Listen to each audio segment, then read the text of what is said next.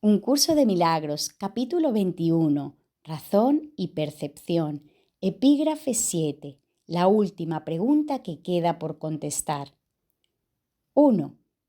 ¿No te das cuenta de que todo sufrimiento procede de la extraña creencia de que eres impotente?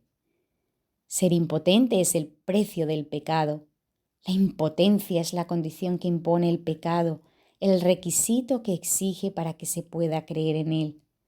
Solo los impotentes podrían creer en el pecado. La enormidad no tiene atractivo excepto para los insignificantes, y solo los que primero creen ser insignificantes podrían sentirse atraídos por ella.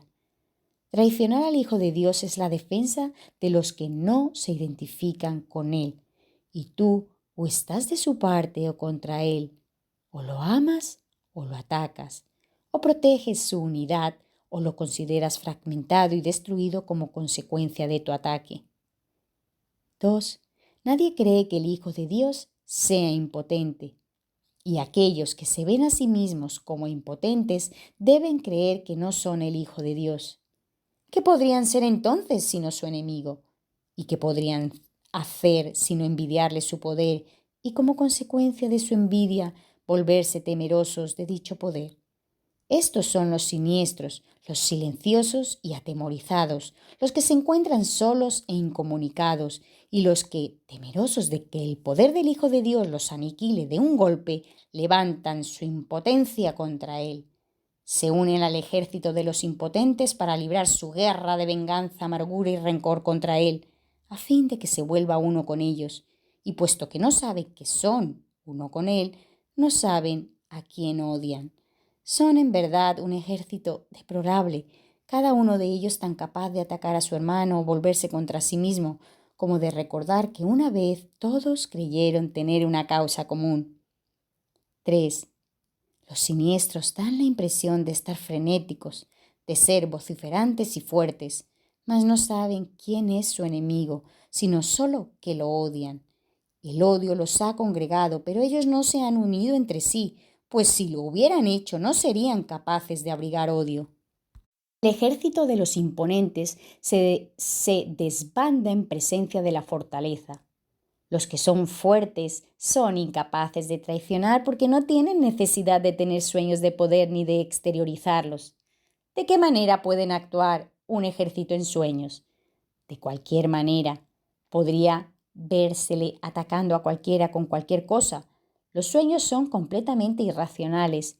En ellos, una flor se puede convertir en una lanza envenenada, un niño en un gigante y un ratón rugir como un león. Y con la misma facilidad el amor puede trocarse en odio. Esto no es un ejército, sino una casa de locos. Lo que parece ser un ataque concertado no es más que un pandemonium. 4. El ejército de los imponentes es en verdad débil. No tiene armas ni enemigo. Puede ciertamente invadir el mundo y buscar un enemigo, pero jamás podrá encontrar lo que no existe. Puede ciertamente soñar que encontró un enemigo, pero éste cambia incluso mientras lo está atacando, de modo que corre de inmediato a buscar otro y nunca consigue cantar victoria. Y a medida que corre se vuelve contra sí mismo, pensando que tuvo un pequeño atisbo del gran enemigo que siempre elude su ataque, asesino convirtiéndose en alguna otra cosa. Cuán traicionero parece ser ese enemigo que cambia tanto que ni siquiera es posible reconocerlo. 5. El odio, no obstante, tiene que tener un blanco. No se puede tener fe en el pecado sin un enemigo. ¿Quién que crea en el pecado podría atreverse a creer que no tiene enemigos? ¿Podría admitir que nadie lo ha hecho sentirse impotente? La razón seguramente le diría que dejará de buscar lo que no se puede encontrar. Sin embargo, tiene primero que estar dispuesto a percibir un mundo donde no hay enemigos. No es necesario que entienda cómo sería posible que él pudiera ver un mundo así. Ni siquiera debería tratar de entenderlo, pues si pone su atención en lo que no puede entender no hará sino agudizar su sensación de impotencia y dejar que el pecado le diga que su enemigo debe ser él mismo. Pero deja que se haga a sí mismo las siguientes preguntas con respecto a las cuales tiene que tomar una decisión para que esto se lleve a cabo por él. ¿Deseo un mundo en el que gobierno yo en lugar de uno que me gobierna a mí? ¿Deseo un mundo en el que soy poderoso en lugar de uno en el que soy impotente? ¿Deseo un mundo en el que no tengo enemigos y no puedo pecar? ¿Y deseo ver aquello que negué precisamente porque es la verdad? ¿Deseo un mundo en el que gobierno yo en lugar de uno que me gobierna a mí? ¿Deseo un mundo en el que soy poderoso en lugar de uno en el que soy impotente? ¿Deseo un mundo en el que no tengo enemigos y no puedo pecar? Y deseo ver aquello que negué precisamente porque es la verdad. 6. Tal vez ya hayas contestado las 3 primeras preguntas, pero todavía no has contestado la última, pues esta aún parece temible y distinta de las demás. Mas la razón te aseguraría que todas son la misma pregunta. Dijimos que en este año se haría hincapié en la igualdad de las cosas que son iguales. Esta última pregunta, que es en verdad la última con respecto a la cual tienes que tomar una decisión, todavía parece encerrar una amenaza para ti que las otras ya no poseen. Y esta diferencia imaginaria da testimonio de tu creencia de que a lo mejor la verdad es el enemigo con el que aún te puedes topar. En esto parece residir, pues, la última esperanza de encontrar pecado y de no aceptar el poder. 7.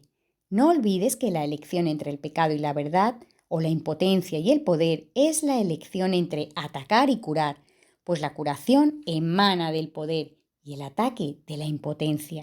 Es imposible que quieras curar a quien atacas, y el que desees que sane tiene que ser aquel que decidiste que estuviese a salvo del ataque. ¿Y qué otra cosa podría ser esta decisión sino la elección entre verle a través de los ojos del cuerpo o bien permitir que te sea revelado a través de la visión? La manera en que esta decisión da lugar a sus efectos no es tu problema, pero tú decides lo que quieres ver. Este es un curso acerca de causas, no de efectos. 8. Considera detenidamente qué respuesta vas a dar a esta última pregunta que todavía no has contestado y deja que la razón te diga que debe ser contestada y que la respuesta se encuentra en las otras 3. Te resultará evidente entonces que cuando observes los efectos del pecado en cualquiera de sus formas, lo único que necesitarás hacer es simplemente preguntarte a ti mismo lo siguiente: ¿es esto lo que quiero ver? ¿Es esto lo que deseo? ¿Es esto lo que quiero ver? ¿Es esto lo que deseo? 9. Esta es la única elección que tienes, la base de lo que ocurre. No tiene nada que ver con la manera en que ocurre, pero sí con el por qué, pues sobre esto tienes control. Y si eliges ver un mundo donde no tienes enemigos y donde no eres impotente, se te proveerán los medios para que lo veas. 10. ¿Por qué es tan importante esta última pregunta? La razón te dirá por qué. Es igual a las otras 3, salvo en lo que respecta al tiempo. Las otras son decisiones que puedes tomar, volverte atrás y luego volverlas a tomar. Pero la verdad es constante e implica un estado en el que las vacilaciones son imposibles. Puedes desear un mundo en el que tú gobiernas y no uno que te gobierna a ti, y luego cambiar de parecer. Puedes desear intercambiar tu impotencia por poder y luego perder ese deseo cuando un ligero destello de pecado te atrae. Y puedes desear ver un mundo incapaz de pecar y, sin embargo, permitir que un enemigo te tiente a usar los ojos del cuerpo y a cambiar de parecer. 11. El contenido de todas esas preguntas es el mismo, pues cada una de ellas te pregunta si estás dispuesto a intercambiar el mundo del pecado por el que el Espíritu Santo ve, puesto que es esto lo que el mundo del pecado niega. Los que ven el pecado, por lo tanto, están viendo la negación del mundo real. Sin embargo, la última pregunta suma a tu anhelo de querer ver el mundo real el deseo de permanencia, de tal forma que ese deseo se convierta en el único que tengas. Si contestas esta última pregunta con un sí, añades sinceridad a las decisiones que ya has tomado con respecto a las demás, pues solo entonces habrás renunciado a la opción de poder cambiar de parecer nuevamente. Cuando eso deje de interesarte, las otras preguntas quedan perfectamente contestadas. 12. ¿Por qué crees que no estás seguro de que las otras preguntas hayan sido contestadas? ¿Sería acaso necesario plantearlas con tanta frecuencia si ya se hubiesen contestado? Hasta que no se haya tomado la decisión final, la respuesta será a la vez un sí y un no, pues has contestado sin darte cuenta de que sí quiere decir que has dicho no al no. Nadie decide en contra de su propia felicidad, pero puede hacerlo si no se da cuenta de que eso es lo que está haciendo.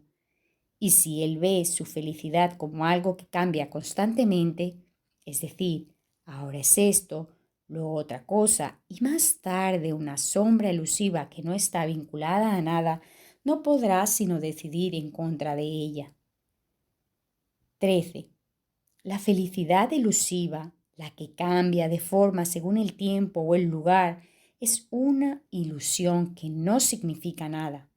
La felicidad tiene que ser constante, porque se alcanza mediante el abandono del deseo de lo que no es constante. La dicha no se puede percibir excepto a través de una visión constante, y la visión constante solo se les concede a aquellos que no desean la constancia. Y la visión constante solo se les concede a aquellos que desean la constancia. El poder del deseo del Hijo de Dios sigue siendo la prueba de que todo aquel que considere a sí mismo impotente está equivocado. Desea lo que quieres y eso será lo que contemplarás y crearás que es real. No hay un solo pensamiento que esté desprovisto del poder de liberar o de matar, ni ninguno que pueda abandonar la mente del pensador o dejar de tener efectos sobre él.